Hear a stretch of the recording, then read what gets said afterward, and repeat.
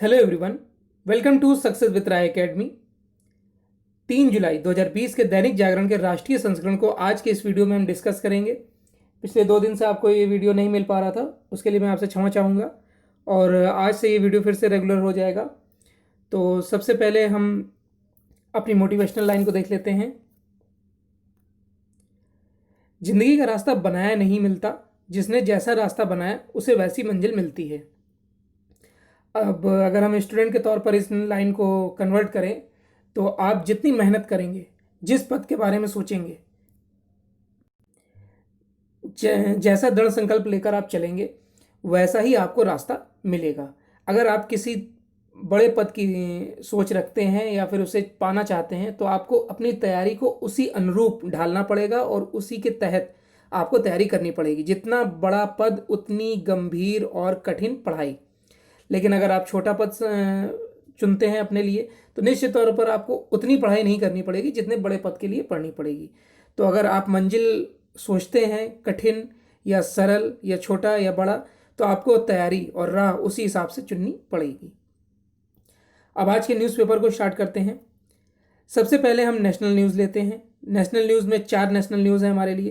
पहली है, सीमा पर तनाव के बीच सैन्य तैयारी तेज। 38,900 करोड़ रुपए की रक्षा खरीद को मंजूरी दे दी गई है भारत सरकार द्वारा और वायुसेना को इसमें 33 फाइटर जेट मिलेंगे। और इस न्यूज़ में क्या क्या है वो हम देखेंगे। देश में शुरू हुआ पहला प्लाज्मा बैंक। अब ये प्लाज्मा बैंक कहाँ शुरू हुआ है, इसका क्या महत्व है, क्या लाभ है, ये जानेंगे इस वीडियो में। तीसरी न्यूज़ है, भारत में अब तक 90 लाख से अधिक लोगों की कोरोना जांच हुई है और कितने पॉजिटिव पाए गए हैं ये इस न्यूज़ के तहत देखेंगे। तो 3 ही न्यूज़ थी। अब पहली न्यूज़ से शुरू करते हैं। सीमा पर तनाव के बीच सैन्य तैयारी तेज। लद्दाख में वास्तविक नियंत्रण रेखा पर चीन के साथ जारी तनाव और अन्य सामरिक चुनौतियों के बीच सरकार ने तीनों सेनाओं की ताकत बढ़ाने का फैसला किया है। इसके तहत वायुसेना के लिए 33 लड़ाकू विमानों के साथ सेना और नौसेना के लिए लंबी दूरी की क्रूज और अस्त्र मिसाइलें खरीदने का निर्णय लिया गया है। लड़ाकू जेट विमानों में मिग-29 और सुखोई 30 के बेड़े में वृद्धि की जाएगी। भारतीय सेनाओं के लिए राफेल रक्षा सौदे के बाद 38,900 करोड़ रुपए की यह सबसे बड़ी रक्षा खरीद होगी। इस फैसले की सबसे खास बात यह है कि करीब 31,130 करोड़ की राशि भारतीय कंपनियों और संगठनों से खरीद पर खर्च होगी। आत्मनिर्भर भारत की दिशा में यह एक बड़ा कदम है। चीन के साथ पूर्वी सीमा पर जारी तनाव के बीच पश्चिमी सीमा पर पाकिस्तान की शुरू हुई खुराफात की दोहरी सामरिक चुनौती को देखते हुए रक्षा मंत्री राजनाथ सिंह की अध्यक्षता में गुरुवार को रक्षा खरीद परिषद की हुई बैठक में इस खरीद की मंजूरी दी गई है। भारतीय वायुसेना के बेड़े की संख्या बढ़ाते हुए इसकी ताकत में इजाफा करने के लिए 12 सुखोई लड़ाकू fighter jet Hindustan aeronautics limited से खरीदे जाएंगे। रूस के साथ टेक्नोलॉजी ट्रांसफर समझौते के तहत HAL देश में ही सुखोई 30 का निर्माण करता है। 12 सुखोई विमानों की खरीद पर 10,730 करोड़ रुपए खर्च होंगे। राफेल सुखोई से अगली पीढ़ी का फाइटर जेट है। 21 मिग-29 लड़ाकू विमान रूस से तत्काल खरीदे जाएंगे। पूर्वी और पश्चिमी दोनों मोर्चों पर जंग की चुनौती यानी टू फ्रंट वॉर को देखते हुए DAC ने वायुसेना के मिग-29 विमानों के मौजूदा बेड़े में शामिल 59 लड़ाकू विमानों के आधुनिकीकरण के प्रस्ताव पर भी मुहर लगा दी है। नेक्स्ट न्यूज अब देखते हैं कि देश में शुरू हुआ पहला प्लाज्मा बैंक और ये कोरोना से रिलेटेड न्यूज है। Institute of liver and biliary sciences अस्पताल में गुरुवार को देश का पहला प्लाज्मा बैंक शुरू हो गया है। प्लाज्मा दान के लिए कड़ी शर्तें रखी गई हैं। कोरोना से 14 दिन पहले ठीक हो चुके 18 से 60 साल के उम्र के स्वस्थ होने वाले लोगों की प्लाज्मा दान कर सकेंगे। मुख्यमंत्री अरविंद केजरीवाल ने डिजिटल प्रेस वार्ता में कहा कि प्लाज्मा बैंक तभी सफल होगा जब लोग आगे आकर प्लाज्मा दान करेंगे। दानदाता को सरकार गौरव पत्र देगी। उन्होंने मीडिया से अपील की है कि वह लोगों को प्लाज्मा दान के लिए प्रोत्साहित करें। यानी कि ये दिल्ली में शुरू किया गया है और कोरोना के जो मरीज हैं वो ठीक हो चुके हैं और अगर वो प्लाज्मा थेरेपी से ठीक हुए हैं तो वो अपने ठीक होने के 14 दिन बाद प्लाज्मा दान कर सकते हैं और सरकार की तरफ से उन्हें गौरव पत्र भी दिया जाएगा। नेक्स्ट न्यूज़ है, भारत में अब तक 90 लाख से अधिक लोगों की कोरोना जांच। भारत में कोरोना की अब तक हुई जांच का आंकड़ा बढ़कर 90 लाख से अधिक हो गया है। 1 जुलाई तक 90,56,173 नमूनों की जांच की गई है। अधिकारियों ने गुरुवार को यह जानकारी दी है। जल्द ही यह आंकड़ा 1 करोड़ के पार निकल जाएगा। एक दिन में कोरोना संक्रमण के 19,148 नए मामले सामने आने से देश में कोरोना संक्रमण के कुल मामले 6 लाख से अधिक हो गए हैं। इस दौरान 534 लोगों की मौत भी हो गई है, जबकि 11,881 लोग स्वस्थ होकर घर चले गए हैं। लोगों के तेजी से ठीक होने से देश में स्वस्थ होने की दर 59.52% हो गई है। भारतीय आयुर्विज्ञान संस्थान परिषद के अधिकारियों ने बताया कि देश में कोरोना नमूने की जांच के लिए फिलहाल 1,065 प्रयोगशालाएं काम कर रही हैं। इनमें 768 सार्वजनिक क्षेत्र में जबकि 297 निजी क्षेत्र में हैं। प्रतिदिन होने वाली जांच की संख्या में तेज गति से वृद्धि हो रही है। देश में इस बीमारी से स्वस्थ होने के मामले भी सर्वाधिक महाराष्ट्र में सामने आए हैं। महाराष्ट्र में गुरुवार सुबह 8 बजे तक 93,154 लोग ठीक हो चुके हैं। तो ये नेशनल पेज की 3 न्यूज़ थी। अब नेक्स्ट पेज पर आते हैं। नेक्स्ट पेज है इंटरनेशनल पेज। इंटरनेशनल पेज में हमारे लिए 4 इंपॉर्टेंट न्यूज़ हैं। पहली न्यूज़ है कि पुतिन 2036 तक रहेंगे राष्ट्रपति। प्रधानमंत्री यहाँ पर ओली होगा, नेपाल के प्रधानमंत्री हैं ये, उन पर पद छोड़ने का दबाव बढ़ गया है। हांगकांग में शुरू हुआ अत्याचार का दौर। और चौथी न्यूज़ है, अमेरिका ब्राजील में थम नहीं रहा कोरोना का कहर। पहली न्यूज़ से शुरू करते हैं। पुतिन 2036 तक रहेंगे राष्ट्रपति। रूस के राष्ट्रपति व्लादिमीर पुतिन के वर्ष 2036 तक सत्ता में बने रहने का रास्ता साफ हो गया है। इसके लिए देश के संविधान में किए गए संशोधनों को मतदाताओं का भारी समर्थन मिला है। करीब 78% वोटरों ने पक्ष में मतदान किया है। हालांकि राष्ट्रपति भवन क्रेमलिन के आलोचकों ने मतदान में धांधली किए जाने का आरोप लगाया है। रूस में कोरोना महामारी के बीच संविधान संशोधन की जनता की राय मांगने के लिए मतदान कराया गया था। हफ्ते भर तक चला यह मतदान बुधवार को समाप्त हो गया। केंद्रीय चुनाव आयोग ने गुरुवार को बताया कि मतपत्रों की गिनती पूरी हो गई है। 77.9% वोटरों ने सुधारों के पक्ष में मतदान किया है, जबकि 21.3% ने खिलाफ में मतदान किया है। नतीजों से पुतिन के पक्ष में मतदाताओं का अब तक का यह सर्वाधिक समर्थन जाहिर होता है। वर्ष 2018 के राष्ट्रपति चुनाव में पुतिन को 76.7% मत मिले थे, जबकि 2012 में महज 63% वोट मिले थे। हालांकि रूस की स्वतंत्र सर्वे एजेंसी लोआडा सेंटर के अनुसार गत मई में पुतिन की अप्रूवल रेटिंग महज 59% थी। नेक्स्ट है, प्रधानमंत्री केपी शर्मा ओली के लिए राजनीतिक संकट गहराता जा रहा है। उनके दल नेपाली कम्युनिस्ट पार्टी की स्थायी समिति के 18 में से 17 सदस्यों द्वारा पद छोड़ने का दबाव बनाने के बाद ओली कुर्सी बचाने के लिए उनके हाथ पांव फूल रहे हैं। इसके बाद राष्ट्रपति ने संसद का बजट सत्र स्थगित कर दिया है। नेपाली कम्युनिस्ट पार्टी में ओली के विरोध में पिछले कुछ दिनों से लगातार आवाजें उठ रही हैं। बीते बुधवार को पार्टी की स्थायी समिति की बैठक में पार्टी के वरिष्ठ नेता पुष्प कमल दहल प्रचंड, माधव नेपाल, झलनाथ खनल और वामदेव गौतम ने ओली पर कई मामलों में नाकामी का आरोप लगाते हुए पद छोड़ने की मांग की है। नेक्स्ट न्यूज़ है, हांगकांग में शुरू हुआ अत्याचार का दौर। हांगकांग में चीन का नया कानून आते ही लोकतंत्र समर्थक प्रदर्शनकारियों पर अत्याचार शुरू हो गया है। इस कानून को लागू किए जाने के पहले दिन हांगकांग में 370 से ज्यादा लोगों को गिरफ्तार किया गया है। ये लोग लोकतंत्र के समर्थन में बुधवार को निकाले गए मार्च में शामिल हुए थे। यह मार्च हर साल 1 जुलाई को निकाला जाता है। इसी दिन वर्ष 1997 में ब्रिटेन ने इस शर्त के साथ चीन को हांगकांग सौंपा था कि वह स्वायत्तता व नागरिक अधिकारियों को बनाए रखेगा। हांगकांग में बुधवार को कई स्थानों पर मार्च निकाले गए। हालांकि पुलिस ने इस पर प्रतिबंध लगाया था, लेकिन प्रदर्शनकारियों ने कहा कि वे अपने प्रदर्शनों को जारी रखेंगे। उन्होंने चीन के नए कानून को लेकर भी अपने गुस्से को जाहिर किया। कानून की दुनिया भर में आलोचना हो रही है। चौथी न्यूज़ है कि अमेरिका ब्राजील में थम नहीं रहा कोरोना का कहर। अमेरिका और ब्राजील में कोरोना का कहर थमता नजर नहीं आ रहा है। दोनों देशों में महामारी का प्रकोप बढ़ता ही जा रहा है। अमेरिका में एक दिन में रिकॉर्ड 50,000 से अधिक नए मामले सामने आए हैं, जबकि ब्राजील में कोरोना से दम तोड़ने वालों की संख्या 60,000 के पार पहुंच गई है। यहां बीते 24 घंटे के दौरान 46,000 से ज़्यादा नए मामलों की पुष्टि हो गई है। वॉशिंगटन पोस्ट अखबार के अनुसार अमेरिका में बुधवार को 52,788 नए मामले पाए गए हैं। इनमें से करीब 1,000 मामले कैलिफोर्निया प्रांत में पाए गए हैं। टेक्सास, एरिजोना, नॉर्थ कैरोलिना और जॉर्जिया में भी बड़ी संख्या में नए मामले की खबर है।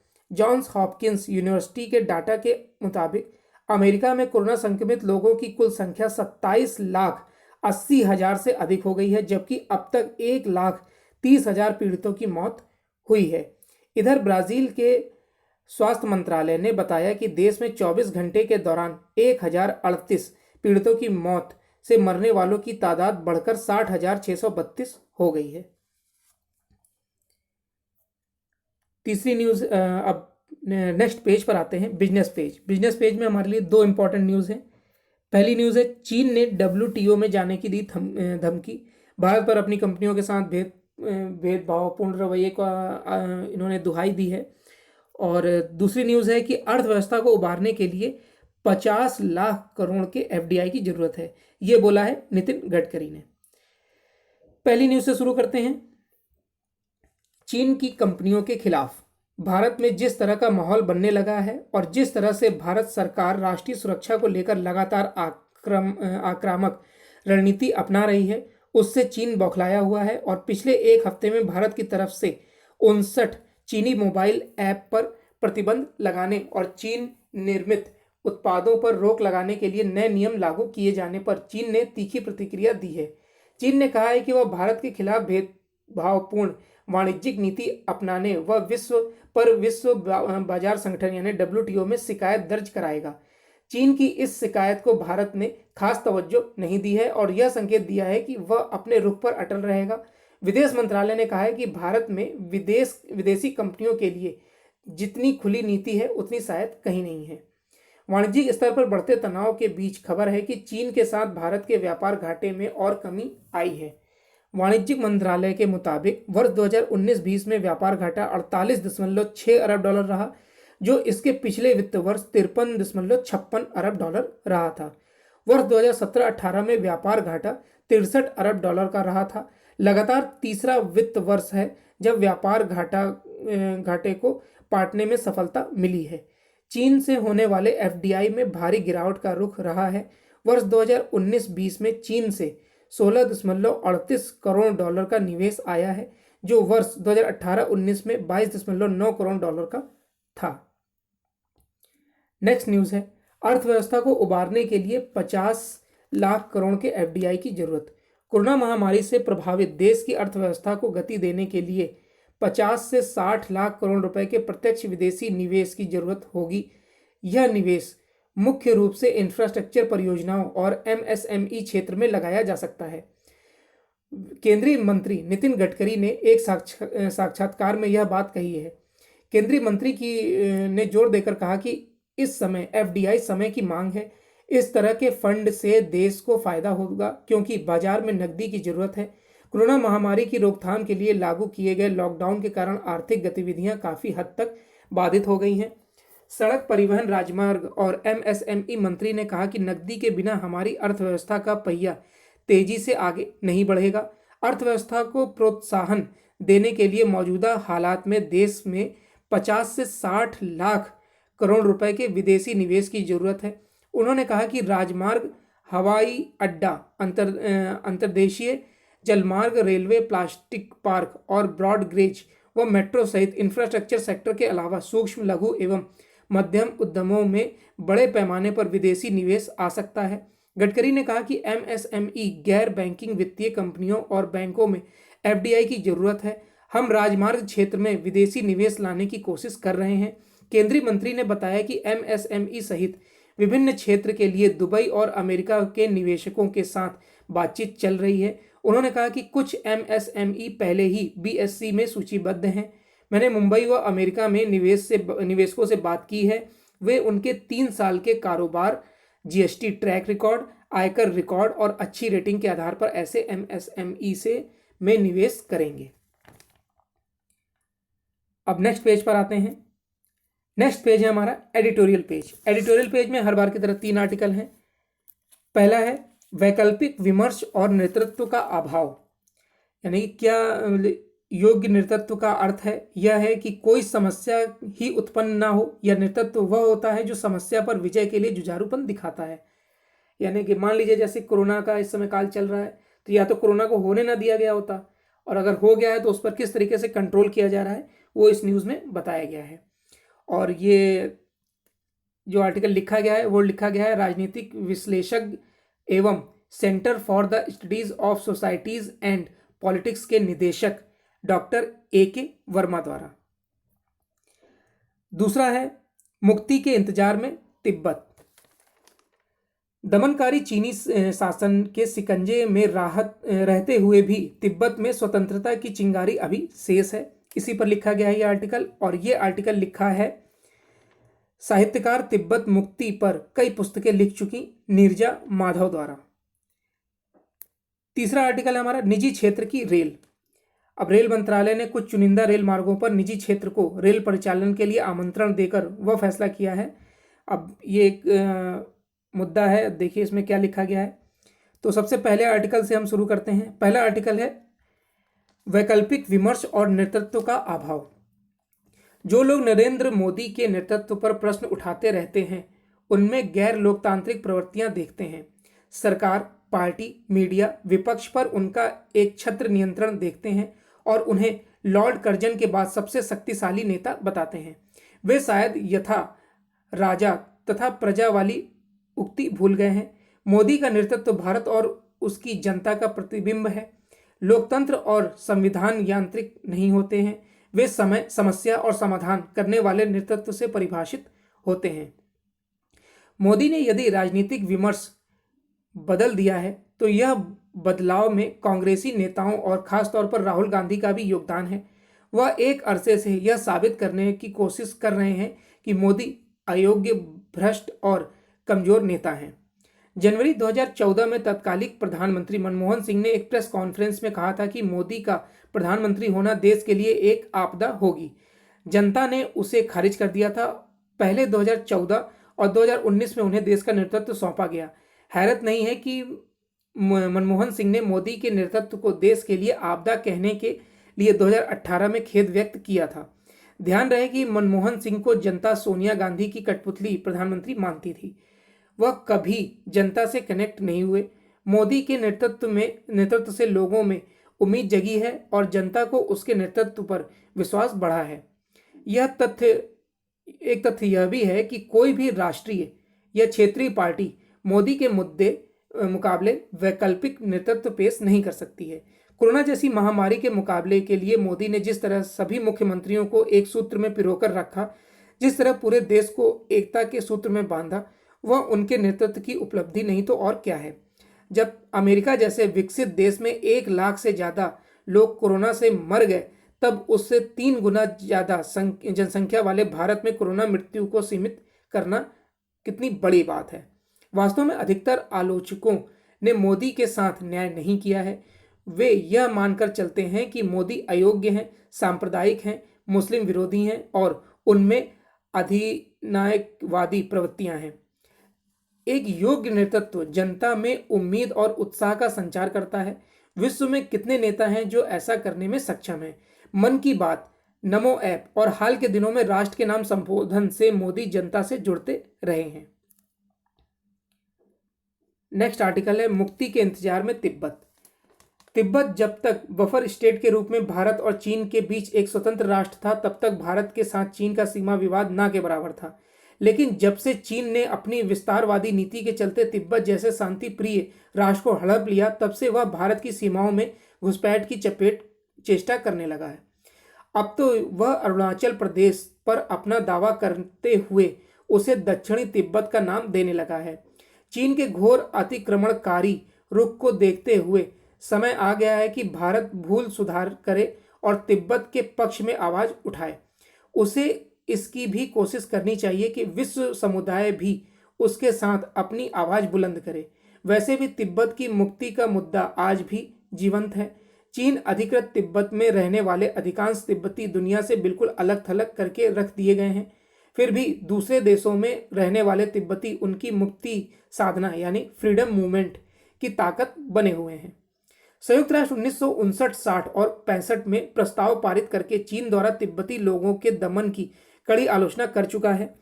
भारत में भी कई बार सदन पटल पर यह मुद्दा लाया जा चुका है। अमेरिका की सीनेट ने 1991 में तिब्बत को चीन द्वारा गुलाम बनाए हुए देश के रूप में मान्यता देते हुए तिब्बतियों की मुक्ति साधना का समर्थन किया है। किसी भी देश की जनता को लंबे समय तक दबाकर नहीं रखा जा सकता। किसी भी आक्रोश को जितना दबाया जाता है उसका उभार उतना ही विस्फोटक होता है। तिब्बत एक बड़ा भूभाग है जिसकी अपनी पृथक राजनीतिक, भौगोलिक, सांस्कृतिक अस्मिता रही है। वहाँ के लोगों के रहन सहन का अलग ढंग है जो चीनियों से मेल नहीं खाता है। 80% से अधिक वे भारतीय रीति रिवाजों और रहन सहन के करीब हैं, इसलिए भारत को वे अपना गुरु देश मानते हैं। यह संबंध बौद्ध धर्म को अपनाने के काल में बहुत पीछे तक जाता है। दमनकारी शासन के शिकंजे में रहते हुए भी विदेशी शासन से मुक्ति की चिंगारी अभी तिब्बत में शेष है। रत्नगर्भा धरती की कोख से उगे पहाड़ों सा संकल्प शेष है। समय की गूंज आकुल है, जब निकलेगा तो तिब्बत स्वतंत्र हो जाएगा। तीसरा आर्टिकल है हमारा निजी क्षेत्र की रेल। रेल मंत्रालय ने कुछ चुनिंदा रेल मार्गों पर निजी क्षेत्र को रेल संचालन के लिए आमंत्रण देकर वह फैसला किया है जिसके अमल का समय आ गया था। वास्तव में यह वक्त की मांग है और जरूरत थी कि रेलवे निजीकरण की दिशा में आगे बढ़े। निसंदेह भारत सरीखे देश में रेलवे का एक सामाजिक उत्तरदायित्व भी है, लेकिन इसका यह मतलब नहीं हो सकता कि वह इसकी चिंता न करे कि भविष्य की जरूरतों को कैसे पूरा किया जाएगा। इसकी आवश्यकता एक अरसे से महसूस की जा रही थी कि रेलवे निजी क्षेत्र का सहयोग ले, लेकिन राजनीतिक कारणों से इस दिशा में कोई ठोस पहल नहीं हो पा रही थी। यह अच्छा हुआ कि मोदी सरकार ने अपनी हिचक तोड़ी और रेलवे के निजीकरण की दिशा में कदम बढ़ा दिए हैं। देश को जिस स्तर के रेल ढांचे और ट्रेन सुधारों की दरकार है वह तभी पूरी की जा सकती है जब निजी क्षेत्र भी हाथ बटाएं। दुनिया के अन्य देश बेहतर रेल सेवाओं के मामले में हमसे आगे इसलिए निकल गए हैं क्योंकि उन्होंने समय रहते निजी क्षेत्र का सहयोग लिया। दुर्भाग्य से अपने देश में ट्रेनों को गरीबों की सवारी मान लिया गया है। रेल मंत्रालय को राजनीतिक हितों की पूर्ति का जरिया बना दिया गया है। विडंबना यह है कि कुछ लोग अभी भी रेल के बहाने राजनीतिक करना चाह रहे हैं। हैरत नहीं है कि इसमें राहुल गांधी अग्रणी भूमिका निभा रहे हैं। रेलवे के निजीकरण की खबर मिलते ही उन्होंने विरोध जताते हुए कहा कि रेल गरीबों की एकमात्र जीवन रेखा है और सरकार उसे भी उनसे छीन लेना चाहती है। उनका यह बयान यही बताता है कि अपने देश में रेलवे को लेकर घिसी पिटी और आर्थिक रूप से घोर अनुपयोगी राजनीतिक मानसिकता किस तरह बरकरार है। तो ये एडिटोरियल पेज के 3 आर्टिकल थे। अब नेक्स्ट पेज पर आते हैं। नेक्स्ट पेज है स्पोर्ट्स पेज। स्पोर्ट्स पेज में हमारे लिए 2 इंपॉर्टेंट न्यूज़ हैं। पहला है कि यूएई होगा यहाँ पर, यूएई या श्रीलंका में आईपीएल संभव, और दूसरा है कि वेस्टइंडीज के महान बल्लेबाज सर एवंटन विक्स का निधन।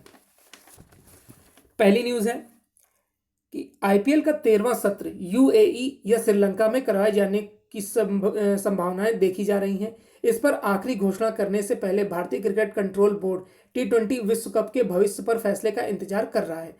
इस विश्व कप का आयोजन अक्टूबर-नवंबर में ऑस्ट्रेलिया में प्रस्तावित है। मामले को करीब से जानने वाले बीसीसीआई के एक अधिकारी ने बताया कि विचार तो लीग को भारत में ही खेलने का था, लेकिन कोरोना वायरस महामारी के हालात को देखते हुए बोर्ड आखिरकार इस टूर्नामेंट को यूएई या श्रीलंका में आयोजित करवा सकता है। अधिकारी ने कहा कि हमने अभी यह तय नहीं किया है कि टूर्नामेंट कहां खेला जाएगा, लेकिन इस बात की पूरी संभावना है कि इस साल यह विदेश में होगा। दूसरी न्यूज़ है वेस्टइंडीज के महान बल्लेबाज सर एवंटन विक्स का बुधवार को 95 साल की उम्र में निधन हो गया। विक्स 3W के नाम से प्रसिद्ध वेस्टइंडीज की ऐतिहासिक तिकड़ी का हिस्सा थे। इस तिकड़ी में विक्स के अलावा सर क्लॉयड वॉलकट और सर फ्रैंक वॉलेट शामिल थे। ये तीनों ही 18 महीने के अंदर अगस्त 1924 से लेकर जनवरी 1926 के दौरान बारबाडोस में जन्मे थे और 1948 में 3 सप्ताह के अंदर टेस्ट क्रिकेट में पदार्पण किया था। इन तीनों ने विक्स के पहले को सबसे मजबूत बल्लेबाज माना जाता है।